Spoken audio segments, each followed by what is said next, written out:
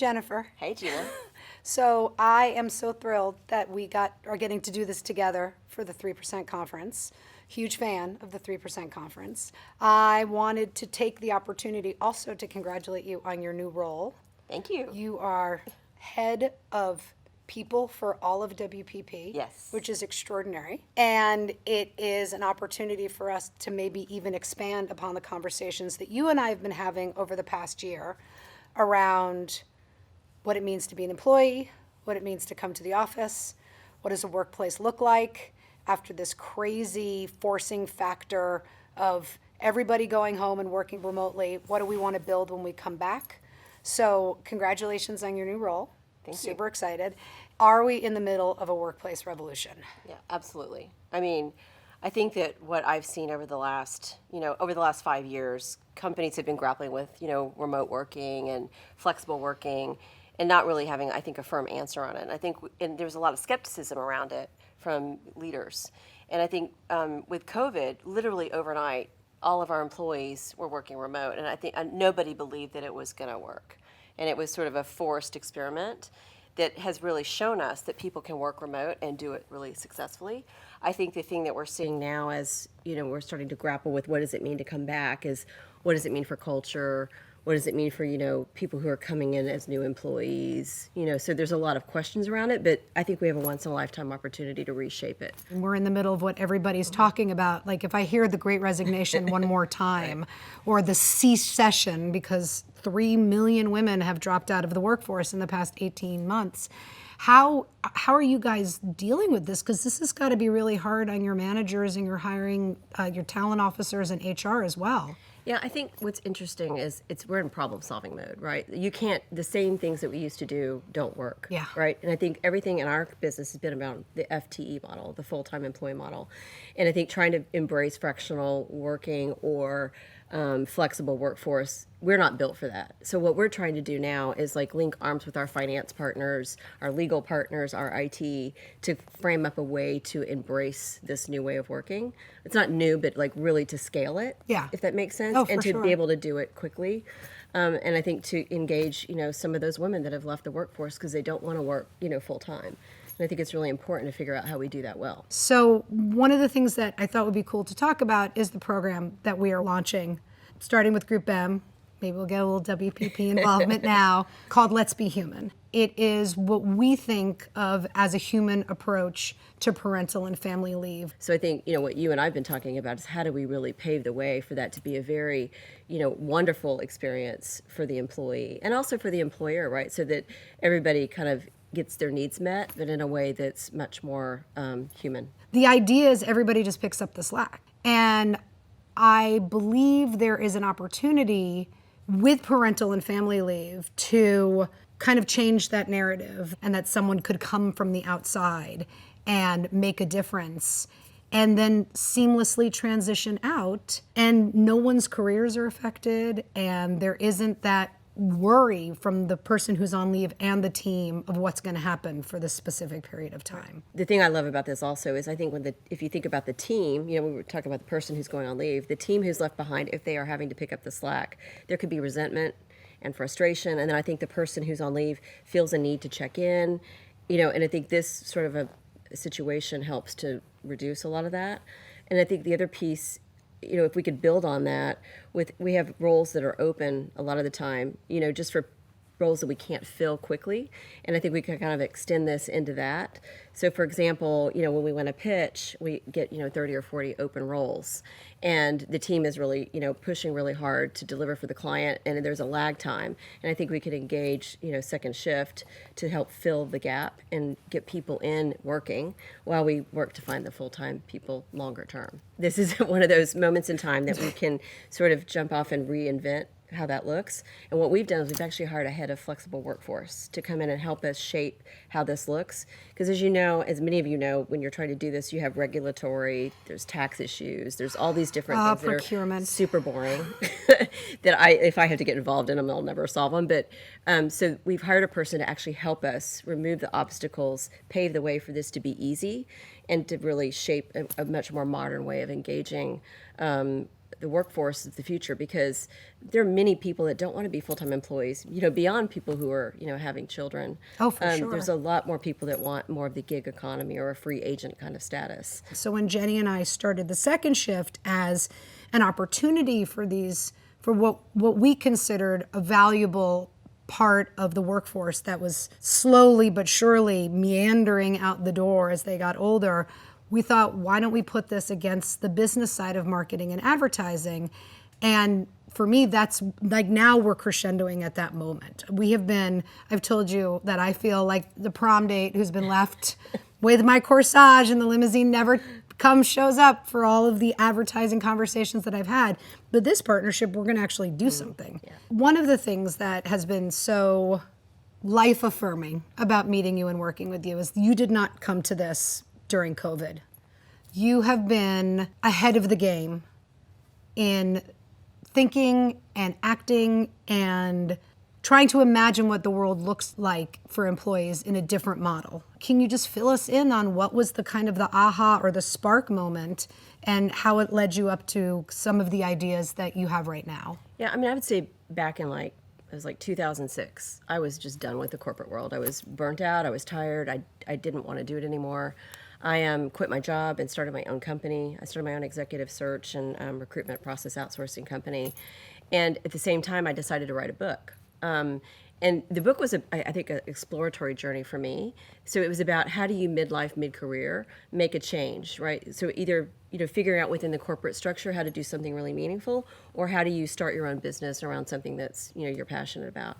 So I set off on this journey with my husband. We had an Airstream. We traveled around the country. So awesome. We interviewed people who had done that, and so I created a process for how you do that as an individual. And I think through that journey, I realized that there are so many people in different phases of their lives, right?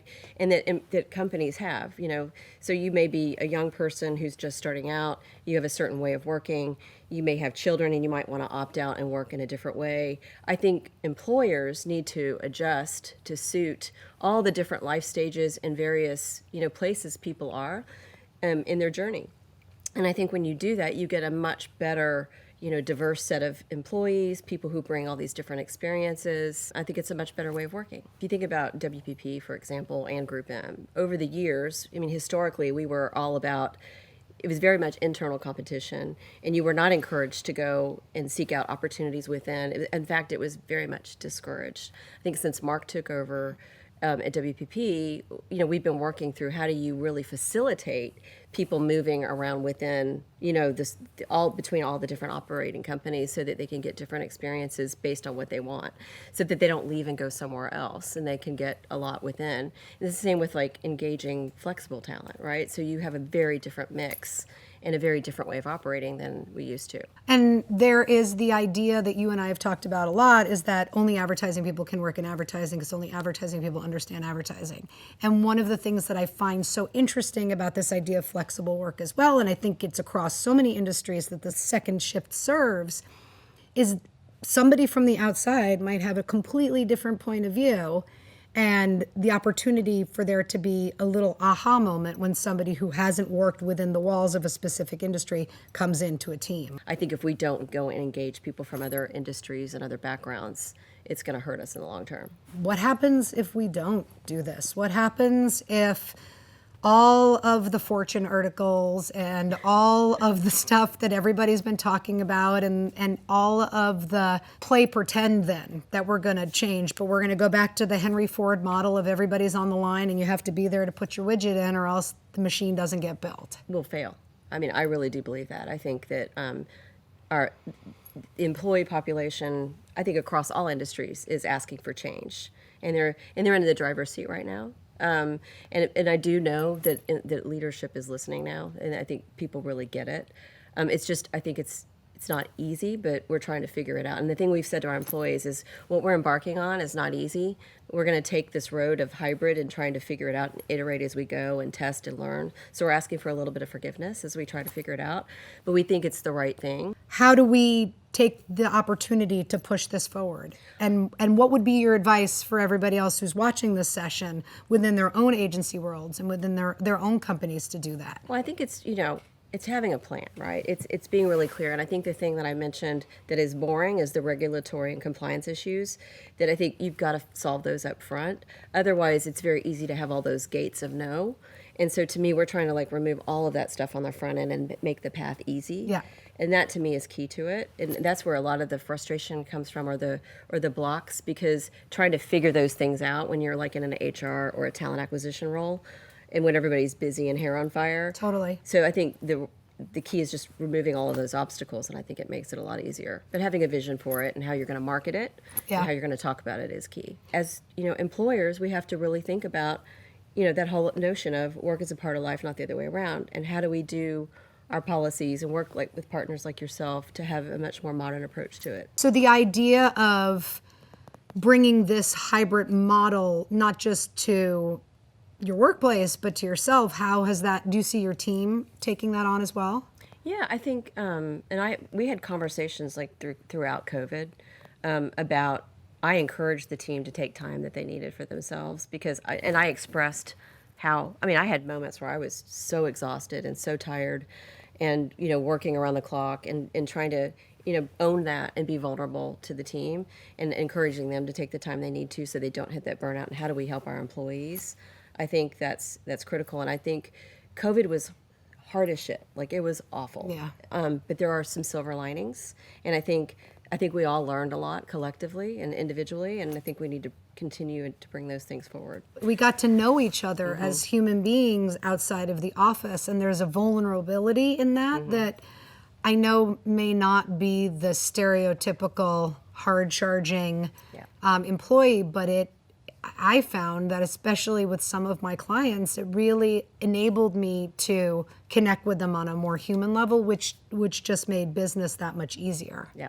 So we are here at the 3% conference. Well, we're not at the 3% conference, but we're at the 3% conference. So impressed with the work that Kat Gordon and her team have done and pushing forward specific agendas. That's what we're doing. We're trying to push forward this agenda around, starting with parental and family leave, around flexible and hybrid work. How do we take advantage of this moment so that it is not that, we thought it was going to all be different, and 2022, it just all turned out to be the same. A big thing that I try to do is test, learn, and iterate, right? There's a lot of new ways to do things, and you've got to try. And I try to pilot them and do them on a small scale and then find the things that work and then scale them. It's much easier to get the kind of funding that you need and to test new partners and to test new ways of working if you do it small first and then build on it. I think that's critical. And find, a coalition of the willing, people managers or leaders who really have a passion for this that can work with you on kind of building that business case. Honestly, it's a moment in time right now to take hold of this, right? I don't think there'll ever be another moment like this, at least not in my lifetime, probably, to really, God, I hope not. to really shake things up Yeah. and to use this moment to its fullest potential, because I don't think we'll ever have another one like it. Well, the inflection point that you've talked about having to be brave, it sounds to me like you being so future thinking in your in your career in total has made you a perfect emissary for this moment. I think that it is important for those folks that are not seeing the path to have a role model like you, Jennifer, who is taking chances and working through hard problems. I've been waiting for a moment like this for the last, if I look back to 2007 when I wrote that book, I think it was a little bit ahead too, because I was challenging the notion of the whole 40-hour work week and why, that was from the industrial age and why do we still do that? And, here we still are, a little bit. So I do think it's an incredible moment to really challenge it. Well, and it's one that we've been waiting at the second shift for quite some time. So to be in this moment with you, it's so fantastic because you need a partner in it too. You can't have this moment in a void, or else nothing gets done. Absolutely. Thank you so much. Thank you, Gina.